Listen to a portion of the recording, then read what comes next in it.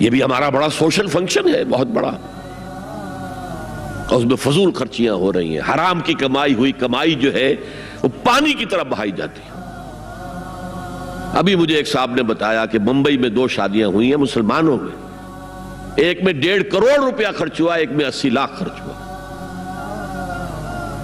ہم نے وہاں اصلاحی تحریک شروع کی، ضیاء الحق صاحب نے بھی کوشش کی تھی، آرڈیننس پاس کیا تھا، لیکن یہ چیزیں قانون سے نہیں۔ آپ کہیں کہ کسی دعوت میں 50 سے زیادہ مہمان نہیں آئیں گے، وہ 100 آ گئے تو زیادہ زیادہ یہ ہوگا پولیس والوں کو رشوت کا کھاتا کھل گیا، جو یہ پیسے لے جائیے صاحب۔ کبھی کبھی وہ پکی پکائی دیگیں لے جا کے اپنے تھانے میں بیٹھ کے کھاتے تھے، لیکن قانون سے نہیں بدلتا مزاج۔ ہم نے کیا طے کیا؟ دیکھو یہ ہے چٹان کی بنیاد۔ آپ کو بڑی اونچی بلڈنگ بنانی ہو تو دیکھنا پڑتا ہے چٹان نیچے بنیاد زمین کیسی ہے۔ تو بنیاد کیا ہے؟ آپ سادگی کرو، سادگی کرو، سادگی کرو، یہ واسطہ بے معنی ہے بالکل، اس لیے کہ غریب کی سادگی کچھ اور ہے، امیر کی سادگی کچھ اور ہے، سادگی کے ایک معنی تو نہیں ہے۔ لہذا کوئی جو ہے راک فاؤنڈیشن وہ تلاش کی جائے، وہ ہم نے کی تلاش۔ جو تقریب حضور سے صحابہ سے ثابت ہے ضرور کرو، ضرور کرو، ضرور کرو، عضوا علیہا بالنواجذ، اپنے دانتوں سے پکڑ لو اس کو۔ اور جو تقریب ثابت نہیں حضور سے اور صحابہ سے، یقیناً یہ کہیں باہر سے آئی ہے۔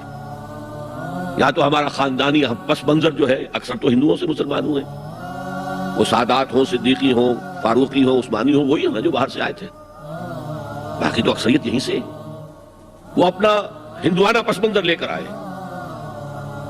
تو جس کا ثبوت صحابہ کے دور میں نہیں، وہ یقیناً باہر سے آئی ہوئی چیز ہے، اس میں پھر سادگی نہیں، اس میں کمی نہیں، جڑ سے کاٹو۔ اس بنیاد پر ہم نے 5 فیصلے کیے، ذرا سن لیجئے آپ بھی، اگر آپ کوئی سوشل ورک کرنا چاہیں اس کو عام کریں۔ نمبر 1، نکاح مسجد میں۔ حدیث موجود ہے، ترمذی شریف کی روایت، اعلنوا ھذا النکاح واجعلوہ فی المساجد، نکاح کا اعلان عام کیا کرو، مسجدوں میں منعقد کیا کرو۔ میں حیران ہوتا ہوں کیوں نہیں علماء کرام نے اس کی طرف توجہ دلائی۔ حدیث ہے، ہاں میں مانتا ہوں ان کا کہنا یہ ہے کہ یہ یہاں جو امر ہے کہ مسجد میں منعقد کرو، یہ امر وجوب کے لیے نہیں ہے، استحباب کے لیے، مستحب ہے یہ کہ مسجد میں۔ تو بھائی مستحب کیوں چھوڑ رہے ہو تم؟ اس لیے چھوڑنا پڑتا ہے، مولوی بیچارے کی حیثیت ہے ہی نہیں معاشرے میں کہ وہ کہے جناب یہاں آئیے میرے پاس، میں نہیں آؤں گا آپ کے گھر نکاح پڑھانے کے لیے۔ وہ اپنا رجسٹر بغل میں دبائے بیٹھا سوکھتا رہتا ہے۔ وہ تو آنی تھی بارات عصر کے وقت، مغرب بھی جا رہی، آئی نہیں، وہ بیٹھا غریب۔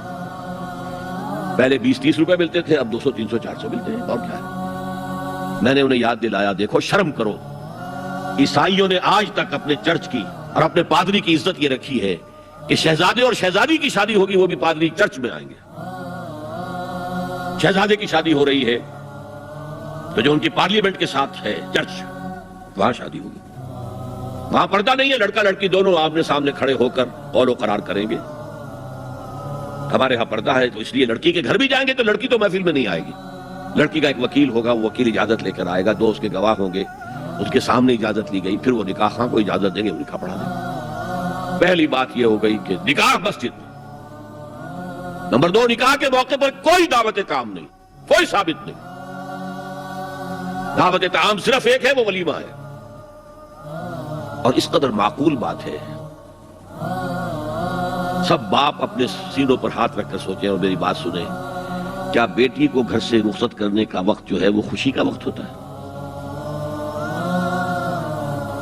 جب بیٹی گھر سے جا رہی ہو، کوئی جانور بھی آپ قربانی کے لیے، کوئی مینڈھا کو بکرا لے آئیں 8-10 دن پہلے اور بچے مانوس ہو جائیں تو وہ جب آپ ذبح کرتے ہیں تو پچھاڑے کھاتے کہ نہیں بچے؟ اور یہ لختے جگر ہے، نور چشم ہے، 18 20 22 برس گھر میں رہی ہے، وہ جا رہی ہے، خوشی نہیں ہے ماں، صرف یہ ہوتا ہے اے سائی آف ریلیف کہ ایک ذمہ داری کا بوجھ تھا، اللہ نے آج پورا کرا دیا، اتروا دیا بوجھ۔ پھر بھی اندیشہ ہوتا ہے، پتہ نہیں مزاج ملے نہ ملے، نئے ماحول میں جا رہی ہے، وہاں جا کر ایڈجسٹ ہو یا نہ ہو، اندیشے پھر بھی ہوتے ہیں۔ تو ان سے مرغ پلاؤ کھانا اور متنجن کھانا کوئی معقول بات نہیں ہے۔ معقول بات کیا ہے؟ لڑکا، اس کا گھر آباد ہوا ہے، وہ ولیمہ کرے۔ اس پر باقاعدہ احادیث اولبو ولو بشاۃ، ولیمہ ضرور کرو چاہے ایک ہی بکری ہو تمہارے پاس، ذبح کرو، کاٹو، کھلاؤ گوشت اپنے دوستوں کو، احباب کو۔ یہاں تک کہا کہ بے ست طعام الولیمہ، برا کھانا ہے ولیمے کا کہ اس میں غریبوں کو نہیں بلایا جاتا۔ ظاہر بات ہے مسلی کھلانے کے لیے تو ولیمہ نہیں ہوتا، اپنے احباب کو، دوستوں کو بلایا جاتا ہے۔ پھر بھی میں تم سے کہتا ہوں کہ جسے ولیمے کے لیے بلایا جائے وہ اگر نہیں جائے گا تو اللہ اور اس کے رسول کے حکم کی نافرمانی کرے۔ تو جس رسول نے اتنی تفصیل سے حکم دیا ہو ایک دعوت کا، وہ دوسری دعوت میں بھی خیر ہوتا میں بیان کرتا۔ جب نکاح مسجد میں اور کوئی دعوت طعام نہیں تو بارات کا تصور خلاص۔ بارات کس بلا کا نام ہے؟ قرآن میں تو کوئی ذکر ہی نہیں، عربی میں یہ لفظ ہی نہیں۔ اجتماعی طرفین مسجد میں ہوا، نکاح ہوا، لڑکی کو حضرت فاطمہ کو رضی اللہ تعالی عنہ کچھ خواتین جا کر چھوڑ آئی تھی اس حجرے میں جو ایک انصاری صحابی نے حضرت علی کو دیا تھا۔ ان کا تو کوئی گھر بھی نہیں تھا، کوئی حضرت علی آئے ہوں اور آ کر ودا کرا کے لے کے گئے ہوں۔ چوتھی چیز، جہیز کا کوئی تصور اسلام میں نہیں، خالص ہندوانہ رسم، خالص ہندوانہ رسم، خالص ہندوانہ رسم۔ ہندوؤں میں کیوں ہے؟ وہ اس لیے ہے، معقول بات ہے کہ لڑکی کا وراثت میں کوئی حصہ ہی نہیں،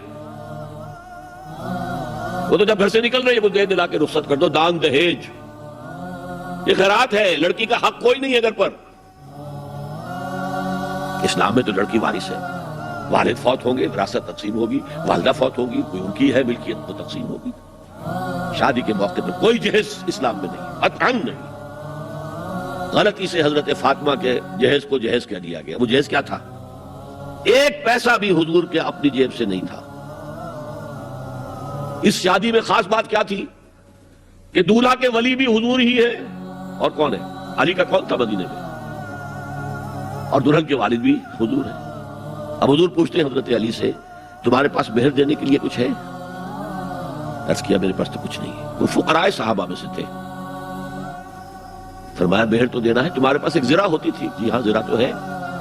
انہوں نے یہ سمجھا زرہ تو جہاد کے لیے ہے، کوئی دولت تو نہیں ہے۔ فرمایا جاؤ اسے بیچو یا گروی رکھ کے قرض لے کر آؤ۔ وہ گئے، حضرت عثمان نے خرید لی اور کچھ دنوں کے بعد واپس کر دی ہدیۃً، یہ زرہ میں ہدیہ آپ کو کر رہا ہوں۔ اس وقت اگر کہتے چھوڑو علی، کہاں لو میں پیسے دے دیتا ہوں تمہیں، تو ان کی طبیعت پر بار ہوتا۔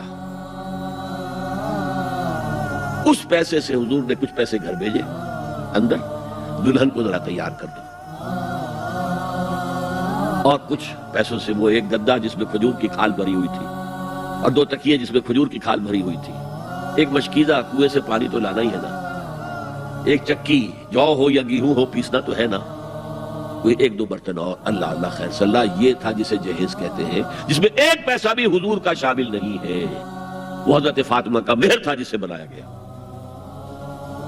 ورنہ مدینے ہی میں دوسری آپ کی صاحبزادی کا نکاح حضرت عثمان سے بھی ہوا، کہیں ذکر ہے جہیز کا؟ حضرت عثمان کا گھر بھرا ہوا، ہر چیزیں موجود، جہیز کا تذکرہ نہیں۔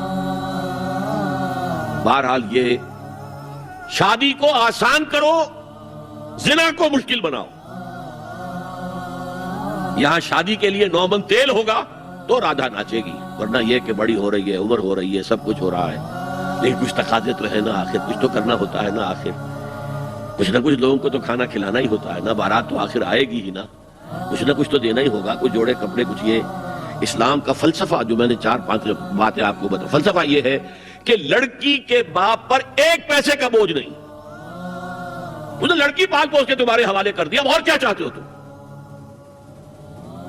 سارا مرد آزماں، مرد آفرین، مرد کو چیلنج دیا ہے، تم مرد ہو، مہر تم دو گے، اور سب سے بڑھ کر کیا ہو رہا ہے آج کل بھی ہوتا ہے، وہ ہمارے ایک کچھ کام ہوتے ہیں اسلامی، وہ بھی ہے، کچھ وہی ہندوانہ پس منظر۔ نکاح کی محفل میں چھوارے کون لے کے آتا ہے؟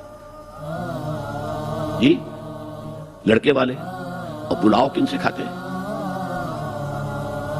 بھائی جس وہ تمہیں مرغ پلاؤ کھلا رہا ہے وہ چھوارے نہیں بانٹ سکتا تھا؟ یہ ہے اسلام اور غیر اسلام کا امتزاج۔ چھوارے لڑکے والے لے کر آئیں گے اور پھر دعوت اڑائیں گے لڑکی والوں کی طرف سے۔